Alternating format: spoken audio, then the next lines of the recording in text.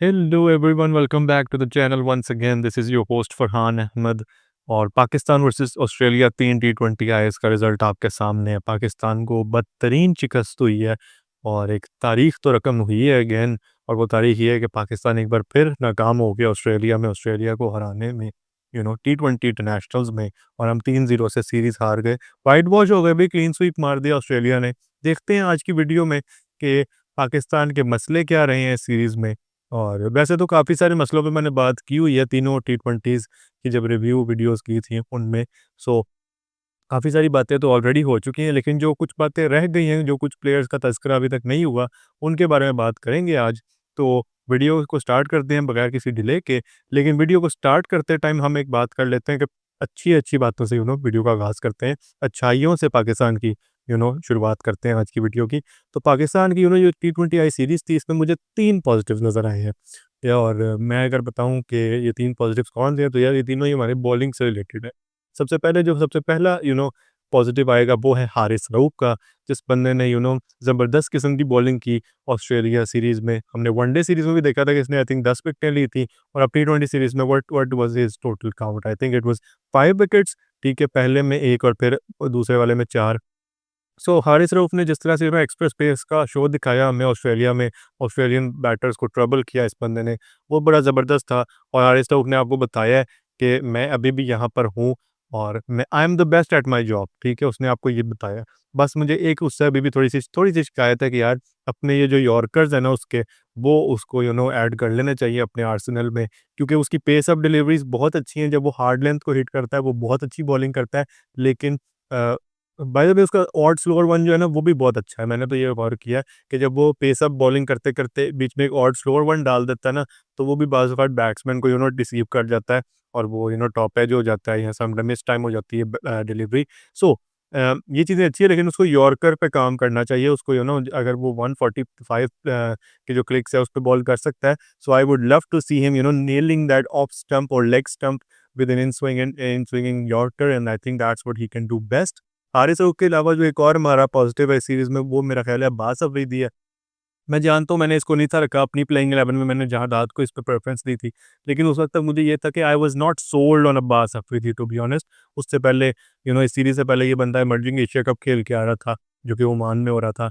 उसमें भी कोई परफ़ॉर्मेंस खातिर-ख़्वाह नहीं थी। So I wasn't really sold on the idea of Abbas Afridi making into the first string 11 of Pakistan's टी20 साइड। बट उसने बहुत अच्छी बॉलिंग की, ठीक है? उसने अपने बॉल के साथ दिखाया कि यार मेरे पास वेरिएशंस हैं, मैं अच्छा बॉलर हूँ डिसेंट पेस पे। मतलब मीडियम पेस ही है वो भी, लेकिन उसने दिखाया कि मैं अपनी पेस पे वो बैट्समैन को ट्रबल कर सकता हूँ। और फिर उसका वो जो स्लोअर बॉल है, वो तो ज़बरदस्त है ही, जो वो back of the hand slower ball डालता है, वो तो हमने पहले से देख लिया हुआ है कि वो उसको काफ़ी सक्सेस दिला चुका है। लेकिन बात हमेशा यही थी कि अगर वो उस चीज़ को अपना मेन वेपन रखता है और बाकी वेरिएशंस डेवलप नहीं करता, so he will be caught very soon, और उसको बहुत जल्दी रीड कर लिया जाएगा और बहुत ज़्यादा मार पड़ेगी, जो कि हमने देखा भी, मार पड़ी भी उसको। लेकिन इस सीरीज़ में नज़र आया कि उसने वेरिएशंस डेवलप की हैं, और वो he is open to making changes in his bowling, he is eager to learn, and this is what we require of him. और बैटिंग में भी पहला मैच तो उसका ठीक-ठाक ही था, 20 रन्स उसने बनाए थे 10 गेंदों पे, नॉट आउट गया था। सो आई वुड से कि यार he is a good bowler, he is a good all-rounder, he could be a good all-rounder, he could be our solid number 8 batter, and he could be our good 4th pacer of the day. On a good day he could be your 3rd pacer, but I would prefer कि वो 4th pacer आए। तो अब्बास अफरीदी ने 3 matches में I think he टूक 6 wickets bye the way, 3 for in the second innings बोल रहा हूँ, सेकंड टी20 मैच। और पहले मैच में 2 विकेटें थी, तीसरे में भी 1 विकेट ले गया था। So good on Abbas Afridi, he was really one of the positives for Pakistan. तीसरा पॉजिटिव मैं ये रखूँगा कि तीसरा पॉजिटिव वाज़ सुफियान मुकीम। जिस तरह बंदे को सॉर्ट ऑफ अ डेब्यू मिला सिडनी क्रिकेट ग्राउंड के मैच में, और उसने 4 ओवर करवा के 21 रन्स दिए, 2 विकेटें हासिल की। उस मैच के रिव्यू में भी मैंने बोला था कि यार इस बंदे ने दिखाया आपको कि अगर पिच इस तरह की होगी जहाँ पे स्पिनर्स को थोड़ी हेल्प मिल सकती है, ये आपका अच्छा स्पिनर साबित हो सकता है। और उससे पहले भी जब ये शाहीन्स के टूर पे जा रहा है, इमर्जिंग एशिया कप्स खेल रहा है, ये बंदा आपको अच्छा करते हुए नज़र आ ही रहा है कॉन्स्टेंटली, और it is high time you blood some new spinners. It is high time कि आप स्पिनर्स को डेवलप करो, क्योंकि आपके जो एग्जिस्टिंग स्पिनर्स हैं, जो आपके पहले वाले स्पिनर्स हैं, एक्सपीरियंस स्पिनर्स हैं, वो तो अब स्टेप अप नहीं कर पा रहे, और उनको रीड कर लिया गया इंटरनेशनल लेवल पे। सो अब आपको चाहिए नए बच्चे जो कि स्पिन की गेम रखते हों, और आहिस्ता-आहिस्ता इस चीज़ को ये डेवलप होना चाहिए। So Sufiyan Muqeem was another positive for Pakistan with his bowling. और अब हम चलते हैं जी पाकिस्तान के नेगेटिव्स की तरफ। ये देखते हैं कि पाकिस्तान ने इस सीरीज़ में क्या कुछ गंद मचाया बेसिकली, क्योंकि मैं तो बहुत ज़्यादा मायूस हुआ हूँ, और नेगेटिव्स बहुत ज़्यादा हैं। सबसे पहला नेगेटिव जो मेरे ख़्याल में है वो है ओपनिंग कॉम्बिनेशन। तीनों मैचेस में हमने ये देखा कि पाकिस्तान ने मुख्तलिफ ओपनिंग कॉम्बिनेशंस ट्राई किए हैं। पहले मैच में रिजवान फरहान थे, दूसरे मैच में रिजवान और बाबर थे, और तीसरे मैच में रिजवान तो रेस्ट कर रहा था और बाबर और साहिबजादा फरहान ओपन कर रहे थे। सो तीनों मैचेस में आपने यही फिगर आउट नहीं किया कि आपका ओपनिंग कॉम्बिनेशन क्या होना चाहिए। I would have been fine with Mohammad Rizwan and Sahibzada Farhan opening the innings in the entire series. मैंने अपनी वैसे बनाई थी उस्मान खान और मोहम्मद रिजवान की, लेकिन ओके ठीक है, कोई बात नहीं। उन्होंने जो भी ट्राई करना था कर लिया, डिफरेंट एक्सपेरिमेंट्स कर लिए, जो कि वैसे ठीक तरह से एक्सपेरिमेंट भी नहीं किए, क्योंकि अगर आपको करना ही था तो फिर आप तीसरे मैच में उमर बिन यूसुफ को खिला सकते थे। और खिलाने की जहाँ तक हम बात कर रहे हैं, तो फिर मुझे ये भी नहीं समझ आई कि बाबर आजम को क्यों खिलाई गई ये सीरीज़। मैंने पहले भी बोल दिया था कि बाबर आजम को आप मत खिलाना टी20s, वो ये यूज़लेस बायलैटरल टी20s हैं, उसको फोकस करने दो उसकी लॉन्ग फॉर्मेट वाली गेम पे, प्रिपरेशन करने दो साउथ अफ्रीका टूर के लिए। लेकिन आपने ये बात नहीं सुनी, और आप पता नहीं क्यों, why were you guys so keen on playing Babar in useless टी20s, I still didn't get that. और उसके अलावा आपने ओपनिंग कॉम्बिनेशन भी कोई फिगर आउट नहीं किया। So there goes your first negative. Your second negative actually is something which I talked about in the series preview of the Pakistan versus Australia T20 series। और मैंने ये बोला था कि पाकिस्तान के स्क्वाड में जितने हमें बैटर्स नज़र आ रहे हैं, कम से कम हमारे जो टॉप 5 टॉप 6 नज़र आ रहे हैं, वो इस तरह लग रहा है कि वो सारे वन डायमेंशनल हैं, और उनमें कोई भी स्ट्राइक आपका बैटर नहीं है, कोई भी अनऑर्थोडॉक्स प्लेयर नहीं है सिवाय उस्मान खान के। सो वही हुआ, वही जिस चीज़ का डर था वही हो गया। हमने देखा कि जनाब सारे के सारे वन डायमेंशनल प्लेयर्स खेल रहे हैं प्लेइंग 11 में, सब के सब एंकर्स ही हैं एक तरह से। आपके पास एक भी पावर हिटर नहीं है, एक भी ऐसा प्लेयर नहीं है जो एटलीस्ट बॉल 1 से हिट करने की इंटेंशन रखता हो। एग्जीक्यूशन करना एक अलग बात होती है, लेकिन इंटेंशन दिखाना बहुत ज़रूरी होता है। इस तरह की हमने पूरी सीरीज़ में आई थिंक शायद तीसरे मैच में ही देखा, जब बाबर और हसीबुल्लाह कोशिश कर रहे थे बॉल 1 से मारने की। उसके अलावा हमने ये चीज़ पूरे सीरीज़ में नहीं देखी। सो ये बहुत बड़ा पाकिस्तान का नेगेटिव था इस सीरीज़ में, और ये चीज़ वो है, मेरा ख्याल है इसी वजह से शायद आप सीरीज़ हारे हो, क्योंकि सारी चीज़ें अपनी जगह पे, पुअर फील्डिंग या पुअर बॉलिंग एट टाइम्स, आपकी ये जो बैटिंग थी ना, ये आपकी फार फ्रॉम परफेक्ट थी। जो आपने टॉप 5 बनाए हुए हैं, इसकी तो कोई लॉजिक ही मुझे समझ नहीं आई, इसमें काफ़ी सारी बेहतरियाँ हो सकती थी, आपने वो चीज़ की ही नहीं। अब हम आ जाते हैं जनाब थोड़े से प्लेयर्स की बातचीत पर, और देखते हैं कि जी ये उन प्लेयर्स की मैं बातचीत करने लगा हूँ जिनके बारे में मैंने जब अपने मैचेस का रिव्यू किया है, तीनों टी20 मैचेस का, तो मैंने उनके बारे में बात नहीं की। उन प्लेयर्स की हम यहाँ पे बात करेंगे। बाकी सबकी बात हो चुकी है काफ़ी डिटेल में। सो सर-ए-फ़हरिस्त जिसकी मैं बात करने वाला हूँ वो है साहिबजादा फरहान। 3 मैचेस उसने खेले हैं। तीनों मैचेस में उसके स्कोर्स थे रिस्पेक्टिव, पहले मैच में 8, दूसरे मैच में 5, और तीसरे मैच में 9 रन। सो डबल डिजिट्स वाइस से एक दफ़ा भी क्रॉस नहीं हुए, और तीनों मैचेस में वो सेम फैशन में आउट हुआ है, पुल शॉट खेलते हुए आउट हुआ। देखो ये बात तो हमने पहले ही बात कर ली थी, इस बारे में बात की थी हमने कि साहिबजादा फरहान जो है उसकी एक बहुत बड़ी वीकनेस है शॉर्ट बॉल और बाउंसर, ये हमें पता था।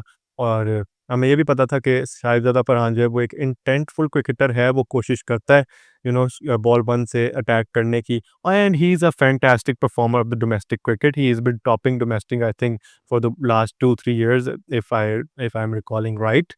And I think the last season he really improved his strike rate as well. I think his strike rate was in the 140s if I'm remembering correctly. So Sahibzada Farhan से काफ़ी ज़्यादा उम्मीदें थी। अनफॉर्चुनेटली उसने इस सीरीज़ में कोई साइंस ऑफ इम्प्रूवमेंट नहीं शो किए, और फिर सेम फैशन में आउट हुआ है। अब सवाल ये निकलता है कि इसका फ्यूचर क्या है? देखो मेरे ख्याल में तो ये स्क्वाड में है ना ज़िम्बाब्वे सीरीज़ वाले के, तो मेरा ख्याल है कि इसको ज़िम्बाब्वे सीरीज़ के जो तीनों टी20 इंटरनेशनल्स हैं वो आप इसको दे दो, और फिर देख लो कि आपने इसको खिलाना है इसकी परफॉर्मेंस की बेस पे साउथ अफ्रीका में या नहीं खिलाना। मेरे ख्याल में कि बाहैसियत डोमेस्टिक परफॉर्मर आपका इतना राइट तो नहीं बनता, मैं ये नहीं कहूँगा कि राइट बनता है, लेकिन मैं कहूँगा कि वो डिज़र्व करता है कि उसको एक डोमेस्टिक परफॉर्मर होने की वजह से एक और चांस दिया जाए, एक और सीरीज़ दी जाए। और वैसे भी यार वहाँ पे कौन से बाबर रिज़वान है, तो खिला दो वहाँ पे अपने नए बच्चों को, नए परफॉर्मर्स को चांस दे दो। क्या पता आपको कोई अच्छे प्लेयर्स ही मिल जाएँ, क्या पता आपके पास एक्सपेरिमेंट करके कोई अच्छे रिज़ल्ट्स ही निकल आएँ, क्या पता आप कोई अच्छी स्ट्रैटेजी डिवाइस कर लो वहाँ पे जाके। सो मैं तो इसको खिलाता हूँ 3 मैचेज़ और ज़िम्बाब्वे में, और फिर मैं देखता हूँ कि अगर अच्छी परफॉर्मेंस है, अगर अपनी गलतियों पे काम किया, तो मैं इसे साउथ अफ्रीका में भी लेके जाता हूँ और मैं फिर इसको ओपनिंग भी करवाता हूँ। लेकिन अगर वहाँ पे फेल हो जाता है, तो फिर मैं कहता हूँ कि साउथ अफ्रीका वाले टी20 के स्क्वाड में इसकी कोई जगह नहीं बनती, फिर इसको ड्रॉप कर दो, इनफ हो गई है। अगले प्लेयर की बात कर लेते हैं जनाब, जो कि थोड़ा-सा कंट्रोवर्शियल टेक हो जाएगा, but I am really happy to be giving controversial takes, and I am talking about Usman Khan. Usman Khan की भी परफॉर्मेंस मायूस को नहीं रही है। पहले मैच में 4 रन बना के आउट हो गया, दूसरे मैच में 50 की उसने, बाय द वे हमारा इस टूर का वाहिद बैटर था जिसने 50 की है टी20 सीरीज़ में। तीसरे मैच में भी कुछ ख़ास नहीं कर सका, एक हीव मारते हुए आई थिंक आउट हुआ है बंदा, वो पॉइंट पे एक्स्ट्रा कवर पे, I don't know exactly what was the fielding position. लेकिन अब बात ये आ जाती है कि उस्मान खान ने करना क्या है जी? उस्मान खान को क्या हम करें, ज़िम्बाब्वे सीरीज़ में चांस दें या इसको अपने प्लान्स में रखें या नहीं? देखो, एक चीज़ उस्मान खान की 50 के बावजूद हमने ये देखी कि उस भाई से मीडियम पेस नहीं खेली जा रही। जब उसको 132 का बाउंसर पड़ता है, तो उससे वो नहीं खेला जाता, वो पूरा शफ़ल कर जाता है इधर-उधर, और उसको कन्फ्यूजन हो जाती है कि मैंने करना क्या है, बिल्कुल पेस उसको बीट कर जाती है। मेरा मसला ये है अब कि भाईजान, अगर इससे 132-134 क्लिक्स का बाउंसर नहीं खेला जा रहा, शॉर्ट बॉल नहीं खेली जा रही, तो फिर ये 140 ऑड वाले बॉलर के सामने क्या करेगा? मुझे इस बात से मसला है। अगर ये फेस कर रहा होता है यहाँ पे मिचेल स्टार्क को, पैट कमिंस को, तो फिर ये क्या करता है? मुझे इस बात से मसला है, क्योंकि अगर आप साउथ अफ्रीका जाओगे तो ऑब्वियसली वहाँ पे आपको इस तरह के बॉलर्स फेस करने पड़ेंगे जो कि स्ट्राइक बॉलर्स हैं साउथ अफ्रीका के, और जो कि क्विक्स हैं। फिर मुझे मसला है ना, वहाँ पे पेस एंड बाउंस इतना ज़्यादा होगा, तो वहाँ पे आपसे कुछ नहीं होना। उसकी जो 50 थी वो भी एक बेसिकली कैचअप नॉक था, शुरू में बहुत स्लो था, पावर प्ले बिल्कुल ही ज़ाया कर दिया, और उसके बाद स्पिन को थोड़ा बहुत डोमिनेट करने की कोशिश की, एक छक्का भी निकाला स्पिन पे। मैं यही कहूँगा कि ज़िम्बाब्वे टूर के बाद, regardless of his performance, regardless of even if he scores 350s in a row, I would drop him, I would bench him, whatever you want to say, and I would say to him कि भाई domestic में जाओ, जाके 3-4 number में खेलो टी20s में, और फिर अपनी गेम को इम्प्रूव करो, और अगर आप टॉप करते हो डोमेस्टिक में, फिर हम आपको ज़रूर कंसिडर करेंगे पाकिस्तान की टी20 साइड के लिए। लेकिन अभी I don't think he has what it takes to represent Pakistan on the highest level. I just don't believe that right now. Even though he was the only batter who scored a 50 on this tour, but I don't really get it, man. I'm not sold on Usman Khan as our number 4 player, by the way. I wanted to see him open, to be honest, and if he had opened the innings for Pakistan, maybe it would have been a different story. But now that he's playing in the middle order, I just don't see him as a perfect number 4 batter for Pakistan. So I would really just prefer to send him back to the domestic circuit. आगे बात कर लेते हैं जनाब सलमान अली आगा की। और सलमान अली आगा के बारे में भी मेरा पता नहीं क्या है, मतलब मैं मिक्स थॉट्स में था। पहले मुझे ये लग रहा था कि ठीक है, आपने एक फ्रेश स्टार्ट लिया है लीडरशिप में, आपने कहा ये सलमान अली आगा हमारा वाइट बॉल कैप्टन है, वाइट बॉल कैप्टन आपने बना दिया, टी20 का उसने डेब्यू करना था ऑस्ट्रेलिया में। Look, I get that debuting in Australia, debuting कह रहा हूँ, debuting in Australia is always difficult for a player, specially for a Pakistani player. ठीक हो गया, पाकिस्तान के प्लेयर्स हमेशा स्ट्रगल ही करते हैं, चाहे एक्सपीरियंस्ड हैं, चाहे नए आए हैं, और उस सूरत में फिर आप अगर डेब्यू कर रहे हो, तो वो तो प्रेशर डबल डाउन हो जाता है आपके ऊपर। लेकिन एटलीस्ट हमें ये चाहिए होती है चीज़ कि अगर आप 3 मैचेस खेल रहे हो, आप एक में फेल हो जाओ, गंदे तरीके से फेल हो जाओ, लेकिन आप जल्दी-जल्दी साइन्स ऑफ इम्प्रूवमेंट दिखा दो। Saim Ayub is a perfect example of this. ODI series में पहले मैच में फेल हुआ, अगले दोनों मैचेस उसके सक्सेसफुल थे, तो उसने दिखाया कि मैंने बहुत जल्दी-जल्दी सीखा है, और मैं जो अपनी नेचुरल गेम है उसको खेल सकता हूँ, और मुझे पता है कि मेरा रोल क्या है इस टीम में। अब देखो, सलमान अली आगा को कोई समझ नहीं आई। एक तो ये कि आपने उसको उठा के वाइस कैप्टन बना दिया, उसने डेब्यू किया टी20 में। पहले मैच में 4 रन्स मारे, दूसरे मैच में 0 पे आउट हुआ, तीसरे मैच में 1 रन बनाया, और तीसरे मैच में तो कैप्टन भी था। 9 गेंदें खेल के 1 रन बनाया, उसने आउट हो गया। आप उसको खिला रहे हैं जी 5 नंबर पे। इस्लामाबाद यूनाइटेड में जो भी उसकी सक्सेस आई थी, वो आई थी टॉप ऑर्डर में, नंबर 3 पे खेलता था, या फिर नंबर 4 पे खेलता था ज़्यादा से ज़्यादा। और 4 पे खेल पे भी तब सक्सेसफुल हुआ था, जब टॉप ऑर्डर इस्लामाबाद यूनाइटेड का फेल हुआ था जिन मैचेस में। तब उसकी परफॉर्मेंस अच्छी थी कि वो एक एंड से इनिंग्स को एंकर कर लेता था, और थोड़ा स्ट्राइक भी कर लेता था स्पिनर्स के अगेंस्ट। सो इस तरह से उसका सक्सेस आया था पीएसएल में। लेकिन पीएसएल में कहीं भी उसने, यहाँ पे और भी क्रिकेट में उसने, आई डोंट थिंक उसने 5 या 6 पे खेला हुआ है। मुझे ये बात की बिल्कुल समझ नहीं आई कि पाकिस्तान उसके साथ करना क्या चाह रहा है। पाकिस्तान तो मेरा ख्याल है कि जो हमारी सिलेक्शन कमेटी है और जो हमारी मैनेजमेंट है, वो शायद कोई दुश्मनी निकाल रही थी। उन्होंने कहा, "आगा साहब आप जो हैं 5 नंबर पे और हमें नहीं पता आपका रोल क्या है, आप जाके खुद ही फिगर आउट करें कि आपका रोल क्या है। आपने एंकर करना है, आपने मारना है, whatever it is you have to figure it out all on your own, क्योंकि हमें तो आपका कोई रोल पता ही नहीं है।"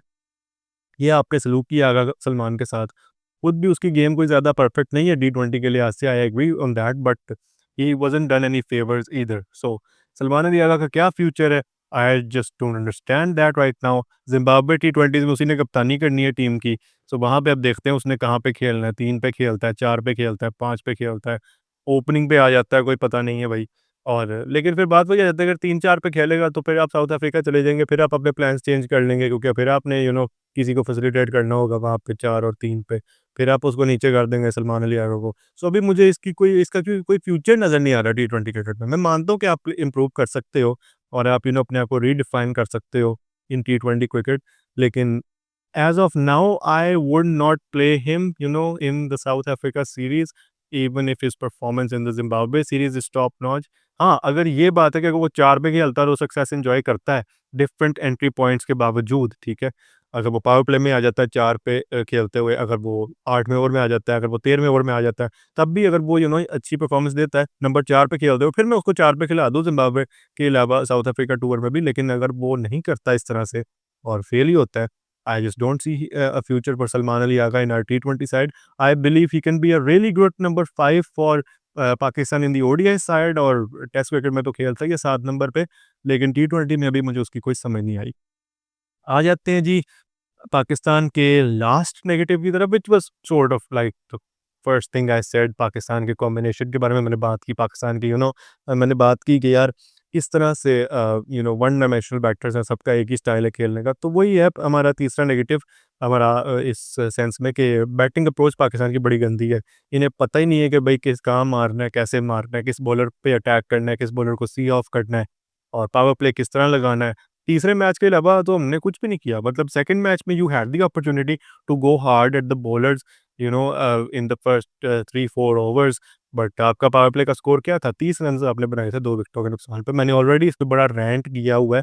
अगर आपने देखनी है वो वाली वीडियो, तो वो जो सेकंड टी20 का मैंने रिव्यू किया था, जाके देख लो। उसमें काफ़ी तसल्ली से इसके बारे में बात की गई थी मेरी तरफ से। सो बैटिंग अप्रोच पाकिस्तान की बहुत बड़ा नेगेटिव थी पाकिस्तान के लिए। अब आ जाते हैं जी उस चीज़ पे कि पाकिस्तान के ये तो सारे थे नेगेटिव्स। अब देखते हैं कि पाकिस्तान को साउथ अफ्रीका सीरीज़ के लिए क्या कुछ करना चाहिए जिससे शायद रिज़ल्ट बेहतर हो सके। नंबर 1, पाकिस्तान को ये करना चाहिए कि पाकिस्तान को सेलेक्ट करना है फ़खर ज़मान, साइम अयूब और मोहम्मद हारिस को। ये 3 आपके पास वो वाले प्लेयर्स हैं जो बॉल 1 से मारने की इंटेंशन रखते हैं, जो दिखाते हैं कि यार अगर पिच बैटिंग के लिए फ़ेवरेबल है, तो हम बॉलर्स को अटैक कर सकते हैं, और ये कोशिश करते हैं कि ये अटैक ही करें। और अगर आउट होते हैं तो तब भी कोई ज़्यादा डिसअपॉइंटिंग इनकी इनिंग्स नहीं हुआ करती। हाँ, एग्ज़ीक्यूशन में वही बात है, मसला हो सकता है, लेकिन आप उनकी इंटेंट को वो नहीं कर सकते, जज नहीं कर सकते। आप ये नहीं कह सकते कि भई इनकी इंटेंट ही नहीं होती है, एंकर करना चाह रहे हैं। No, Saim Ayub doesn't like to anchor in T20 cricket. Mohammad Haris doesn't like to anchor in T20 cricket, हमने ये देखा है। मोहम्मद हारिस या तो पहली बॉल पे आकर छक्का मारेगा और दूसरी पे आउट हो जाएगा, या फिर वो छक्कों पे डील करता रहेगा। सो और फ़खर ज़मान का केस तो हमें फिर पता ही है। आगे हम आ जाते हैं जनाब उस बात पे कि अगर फ़खर ज़मान को हम खिलाते हैं, तो हम फिर फ़खर को कहाँ पे खिलाएँगे? किस नंबर पे हम फ़खर को खिलाना चाहिए हमें? देखो, मेरे तो ख़्याल में अगर साहिबज़ादा फ़रहान फ़ेल होता है ज़िम्बाब्वे वाली सीरीज़ में, और अगर उसको चांस मिलता भी है, ये बहुत सारे इफ्स हैं, लेकिन हम साउथ अफ्रीका टूर पे रहते हैं अभी। मेरे ख़्याल में फ़खर ज़मान और मोहम्मद रिज़वान को ओपनिंग करनी चाहिए उस टूर पे, और प्लान यही होना चाहिए कि फ़खर ज़मान will go hard at the bowlers from ball 1, and Mohammad Rizwan will be the only batter in the playing 11 who will, you know, not who will, but who can anchor for the most part if needed, ठीक है? अगर ज़रूरत नहीं है तो फिर वो भी फ़खर के साथ मिलके मारेगा ही, बॉलर्स को अटैक करेगा, ताकि हमारा ब्रांड ऑफ क्रिकेट चेंज हो, हम एक डोमिनेंट क्रिकेट की तरफ आएँ, और पाकिस्तान की जो टी20 क्रिकेट है वो दुनिया में दोबारा से एक मकबूल हो। अभी तो पाकिस्तान की टी20 क्रिकेट ज़मीन के नीचे गई हुई है भाई, हमें पता ही कुछ नहीं है कि क्या करना है, क्या नहीं करना। So for that I would just bring Fakhar Zaman and Mohammad Rizwan on the opening with the message कि भई आप लोगों ने हार्ड जाना है पावर प्ले में। So with that would be my opening, and I think that leaves us to the number 3 spot, and I will again say कि I am not playing Babar Azam at number 3, on the South Africa tour. I believe he should be kept away from the T20 internationals as much as we can keep him away. So I think it's high time you blood some new youngsters and you give chances and proper runs to the new youngster players. और शायद आपको यार कोई अच्छा मिल ही जाए और मैं खिलाता हूँ नंबर 3 पे उमर बिन यूसुफ को। उसने इमर्जिंग एशिया कप में आपको जरासीम दिखाए हैं कि वो आके बॉल 1 से मार सकता है। एक मैच उसने 13 गेंदों पे 30 किए थे, एक मैच में आई थिंक 60 कर गया था, पता नहीं 30 और डिलीवरीज़ पे मार ही जा रहा था। शायद वो श्रीलंका के खिलाफ मैच था, सेमीफाइनल था शायद इमर्जिंग एशिया कप का। उसमें भी कोलैप्स हो गया तो वो बेचारा फिर खुद भी स्लो हो गया था। लेकिन जब तक कोलैप्स नहीं था हुआ, he was going absolutely great और उसके भी रेंज ऑफ स्ट्रोक्स बहुत अच्छे हैं। अनऑर्थोडॉक्स है भाई, रिवर्स स्वीप्स मार लेता है, ठीक है, इनसाइड आउट शॉट्स खेल लेता है। So range of strokes is perfect on that guy and I would love to see Pakistan giving proper run to Umar bin Yusuf for the number 3 spot.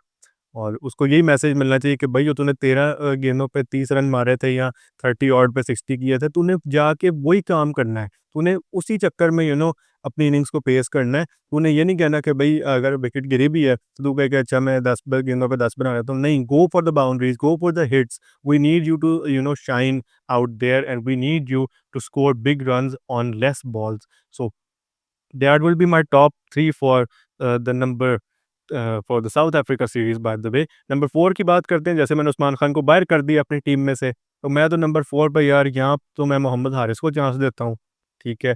यहाँ फिर मैं हसीबुल्ला खान को चांस देता हूँ। मुझे इसमें कोई मसला नहीं है कि आप किसको खिलाते हो।